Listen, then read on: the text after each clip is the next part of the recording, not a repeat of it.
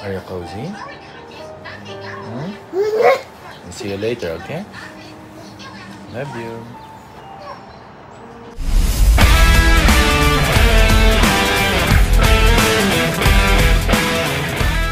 Grand Rising at andito na naman tayo para magbenta ng insurance.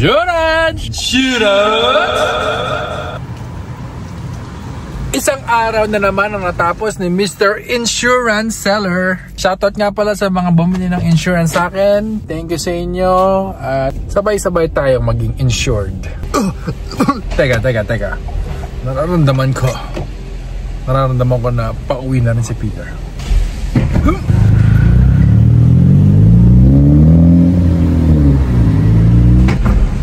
Sabi ko na nga ba eh.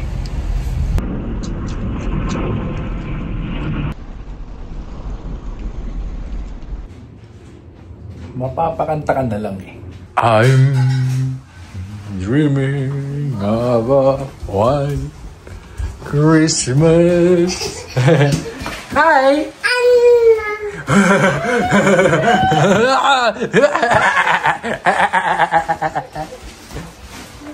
Sa mga kamakanood nitong THC Embedded, ginaya talaga namin to sa UFC Embedded.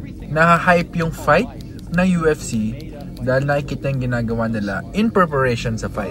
Yung mga laban na yan, maraming nakataya. Like championship belts, pera, respect, honor, and all that shit. Ito, pick-up game lang naman talaga to eh. Magkatipon-tipon lang kami. Pick-up game, kain, at actually magiging cheat day to kasi medyo control yung kain namin ngayon. Pero bakit ba namin hina-hype? Bakit ko ginagawa ng video na kung ano-ano? Kasi sa totoo lang, nung pinanganak si Sky, gusto ko talagang maisingit pa rin yung basketball eh. Kaya ginawa namin, mag-basketball kami early mornings. Usually 9 AM pa nga yun eh. Sa Mini and Lobby. Last year. Bakit ba kami nagka-practice? Hindi naman kami professional. Hindi rin kami earning content creators.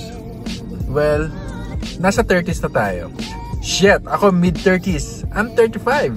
Kaya kami nagka-practice. Gusto ko lang malaman kung gaano kagaling ako gagaling sa basketball bago ko huminto. Bakit kami na-excite para sa November 16? Kasi sa wakas, may paggagamitan na yung mga inensayo namin. I'm sure it's gonna be a lot of fun kasi mga tropa to, mga tropa sa tugtugan. At syempre, maraming pagkain na naman pagkatapos. Parehas lang yan kapag nagka-practice ka sa musical instrument. Syempre, gusto mo ng outlet. Gusto mo ng venue na pagtutugtugan. Same din sa pag-ensayo namin sa basketball. Ito yung tugtog namin sa basketball. Sa totoo lang, basura ako sa basketball eh. Pero araw-araw, gumigising kami at pumupunta sa basketball court para mag-practice. Para lang talaga sa sarili namin. We wake up, we show up for another day, another opportunity. Baby, hit it.